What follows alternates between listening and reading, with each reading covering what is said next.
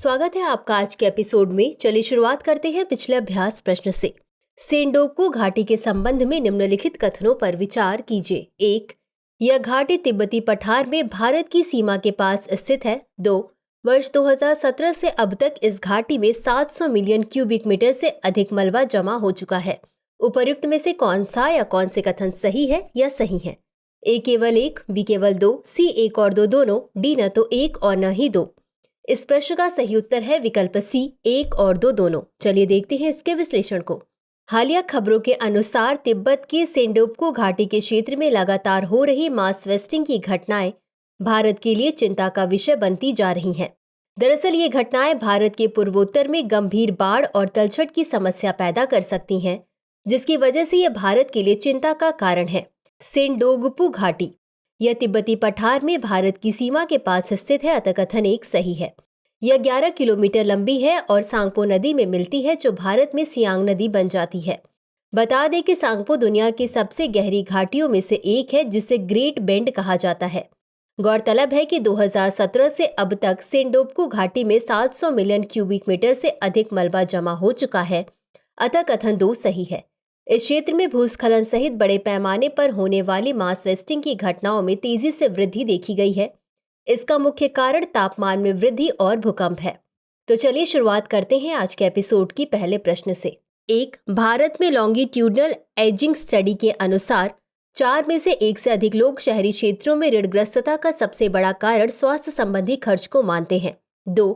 Senior able citizen for री employment in dignity एक IT platform है जो वरिष्ठ नागरिक रोजगार चाहने वाले और रोजगार प्रदाताओं को एक साथ लाता है। उपर्युक्त में से कितने कथन सही नहीं है या नहीं है? ए केवल 1, बी केवल 2, सी सभी 3, डी कोई भी नहीं। इस प्रश्न का सही उत्तर है विकल्प डी कोई भी नहीं। चलिए देखते हैं इसके विश्लेषण को। भारत में लॉन्गिट्यूडनल एजिंग स्टडी के अनुसार 4 में से 1 से अधिक लोग शहरी क्षेत्रों में ऋणग्रस्तता का सबसे बड़ा कारण स्वास्थ्य संबंधी खर्च को मानते हैं, अतः कथन 1 सही है। सीनियर एबल सिटीजन फॉर री एम्प्लॉयमेंट इन डिग्निटी एक IT प्लेटफॉर्म है जो वरिष्ठ नागरिक रोजगार चाहने वाले और रोजगार प्रदाताओं को एक साथ लाता है, अतः कथन 2 सही है। राष्ट्रीय शिक्षा नीति 2020 ने उच्च शिक्षा संस्थानों में सेवानिवृत्त पेशेवरों सहित विशेषज्ञों की नियुक्ति के लिए प्रोफेसर ऑफ प्रैक्टिस की अवधारणा पेश की है, अतः कथन 3 सही है। अगला प्रश्न है, ह्यूमनॉइड खोपड़ी मॉडल के संबंध में निम्नलिखित कथनों पर विचार कीजिए। 1. इसका निर्माण एल्यूमिनियम मिश्र धातु का उपयोग करके किया गया है। 2. इस मॉडल का आयाम 200 मिलीमीटर × 200 मिलीमीटर और वजन 800 ग्राम है। उपर्युक्त में से कौन सा या कौन से कथन सही नहीं है या नहीं है? ए केवल 1, बी केवल 2, सी 1 और 2 दोनों, डी न तो 1 और न ही 2। इस प्रश्न का सही उत्तर है विकल्प डी, न तो 1 और न ही 2। चलिए देखते हैं इसके विश्लेषण को। हाल ही में इसरो ने ह्यूमनॉइड खोपड़ी मॉडल की डिजाइन को पूर्ण कर लिया है। बता दें कि यह ह्यूमनॉइड खोपड़ी इसरो की इनर्शियल सिस्टम यूनिट द्वारा तैयार की गई है। ह्यूमनॉइड खोपड़ी मॉडल के बारे में, इसका निर्माण एल्यूमिनियम मिश्र धातु का उपयोग करके किया गया है, अतः कथन 1 सही है। बता दें कि एल्यूमिनियम मिश्र धातु अपने उच्च लचीलेपन, हल्के वजन, गर्मी प्रतिरोध और यांत्रिक गुणों के लिए जानी जाती है। इस मिश्र धातु का उपयोग आमतौर पर ऑटोमोटिव इंजन और एरोस्पेस घटकों को बनाने के लिए किया जाता है। इस मॉडल का आयाम 200 मिलीमीटर × 200 मिलीमीटर है और वजन 800 ग्राम है, अतः कथन 2 सही है। अगला प्रश्न है, हैजा के संबंध में निम्नलिखित कथनों पर विचार कीजिए। 1. यह एक जानलेवा संक्रामक रोग है। 2. यह विब्रियो कोलेरी जीवाणु से आंत के संक्रमण के कारण होता है। उपर्युक्त में से कौन सा या कौन से कथन सही है या सही है? ए केवल 1, बी केवल 2, सी 1 और 2 दोनों, डी न तो 1 और न ही 2। इस प्रश्न का सही उत्तर है विकल्प सी, 1 और 2 दोनों। चलिए देखते हैं इसके विश्लेषण को। हाल ही में भारत ने हैदराबाद में हैजा के लिए सिंगल स्ट्रेन ओरल हैजा वैक्सीन लॉन्च की है। इसे भारत बायोटेक इंटरनेशनल लिमिटेड एवं हिलमैन लैबोरेटरीज द्वारा निर्मित किया गया है। इस वैक्सीन का नाम हिलकॉल रखा गया है। चलिए अब जानते हैं हैजा के बारे में। यह एक जानलेवा संक्रामक रोग है, अतः कथन 1 सही है। यह मुख्य रूप से जीवाणु, दूषित जल या भोजन के माध्यम से लोगों में फैलता है। यह विब्रियो कोलेरी जीवाणु से आंत के संक्रमण के कारण होता है, अतः कथन 2 सही है। इसके संक्रमण का असर हल्का या लक्षणों के बिना होता है, परंतु कभी कभी यह गंभीर हो सकता है। अगला प्रश्न है, भगवान मुरुगन के संबंध में निम्नलिखित कथनों पर विचार कीजिए। 1. भगवान मुरुगन, जिन्हें कार्तिकीय, स्कंद या सुब्रमण्यम के नाम से भी जाना जाता है, एक हिंदू देवता हैं। 2. वह भगवान शिव और देवी पार्वती के पुत्र हैं, जिन्हें 6 मुखों के साथ चित्रित किया गया है तथा उनकी सवारी मोर है। 3. मुरुगन तमिलनाडु के प्रमुख हिंदू देवता हैं और उन्हें केवल भारत में ही पूजा जाता है। उपर्युक्त में से कितने कथन सही है या सही है?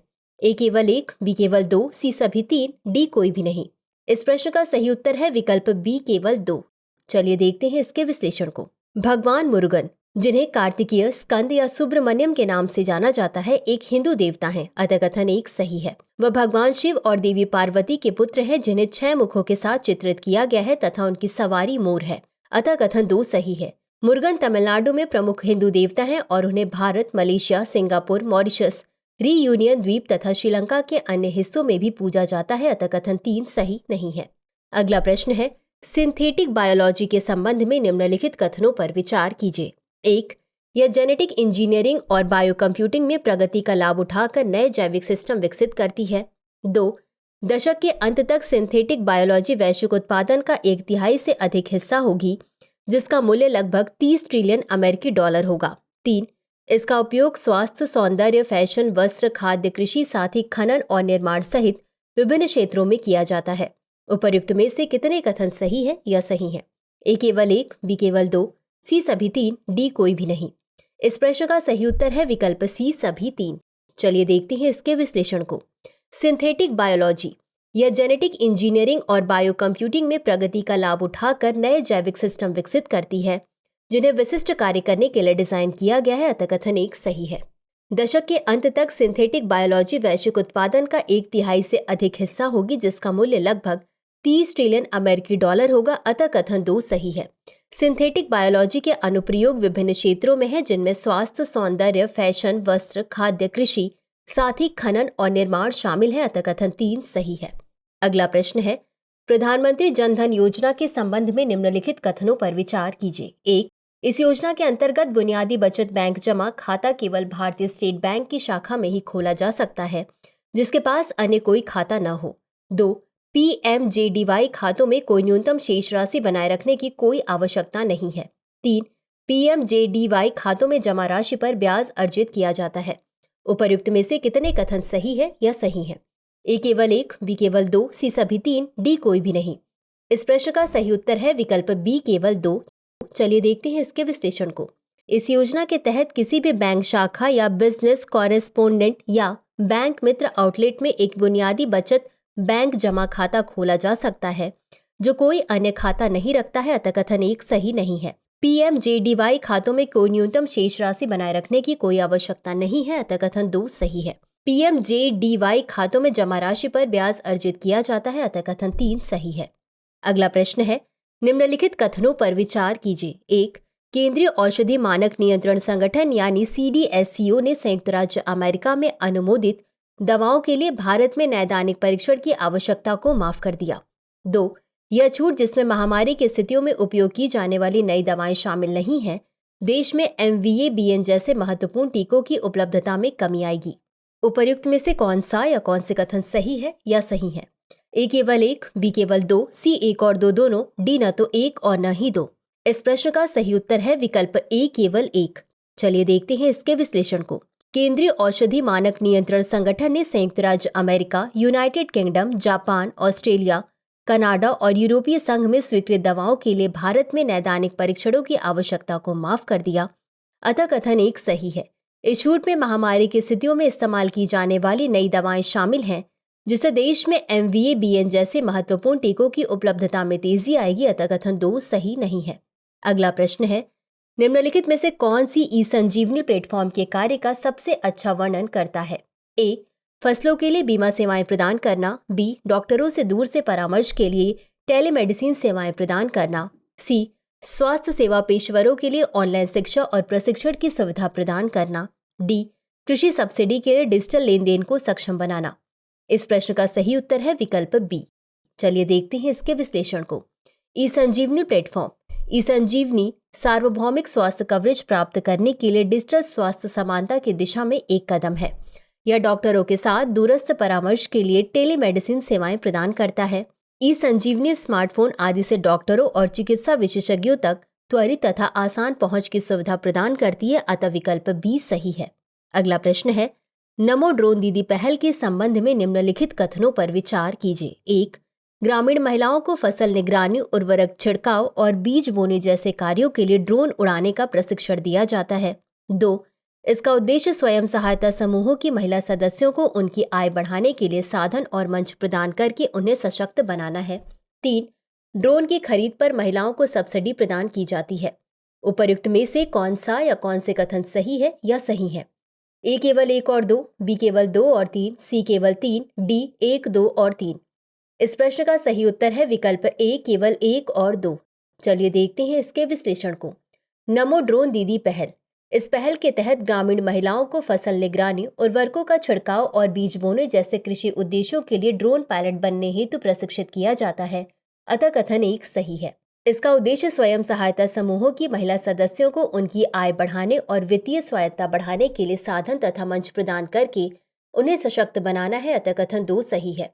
ड्रोन की खरीद पर महिलाओं को नहीं बल्कि महिला स्वयं सहायता समूहों को सब्सिडी प्रदान की जाती है, अतः कथन 3 सही नहीं है। अगला प्रश्न है, राष्ट्रीय डिजिटल साक्षरता मिशन के संबंध में निम्नलिखित कथनों पर विचार कीजिए। 1. इसका उद्देश्य प्रत्येक घर में कम से कम एक डिजिटल रूप से साक्षर और सशक्त व्यक्ति तैयार करना है। 2.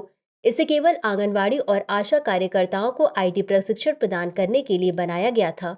3. डिजिटल साक्षरता का आशय उन तमाम तरह के कौशलों के एक समूह से है जो इंटरनेट का प्रयोग करने और डिजिटल दुनिया के अनुकूल बनने के लिए आवश्यक है। उपर्युक्त में से कितने कथन सही है या सही है? ए केवल 1, बी केवल 2, सी सभी 3, डी कोई भी नहीं। इस प्रश्न का सही उत्तर है विकल्प बी केवल 2। चलिए देखते हैं इसके विश्लेषण को। राष्ट्रीय डिजिटल साक्षरता मिशन। इस मिशन का लक्ष्य प्रत्येक घर में कम से कम एक डिजिटल रूप से साक्षर और सशक्त व्यक्ति तैयार करना है, अतः कथन 1 सही है। इसे आंगनवाड़ी और आशा कार्यकर्ताओं तथा अधिकृत राशन डीलरों सहित 6 करोड़ लोगों को आईटी प्रशिक्षण देने के लिए बनाया गया था, ताकि गैर डिजिटल रूप से साक्षर नागरिकों को डिजिटल रूप से साक्षर बनने हेतु प्रशिक्षित किया जा सके, अतः कथन 2 सही नहीं है।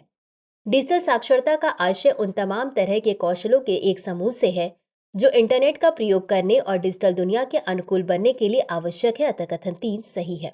तो चलिए अंत में देखते हैं आज के अभ्यास प्रश्न को। मेघदूत ऐप का प्राथमिक उद्देश्य क्या है? ए. किसानों को मौसम पूर्वानुमान और कृषि सलाहकार सेवाएं प्रदान करना। बी. कृषि उपज के लिए ऑनलाइन बाजार सक्षम करना। सी. ग्रामीण क्षेत्रों में डिजिटल बैंकिंग सेवाएं प्रदान करना। डी. स्कूली छात्रों के लिए दूरस्थ शिक्षा की सुविधा प्रदान करना। इस प्रश्न का उत्तर कमेंट बॉक्स में जरूर दें। आज के लिए बस इतना ही। धन्यवाद। डियर व्यूअर्स, अपने एग्जाम की तैयारी को और बेहतर करने के लिए हमारे चैनल को लाइक, शेयर और सब्सक्राइब करना न भूलें।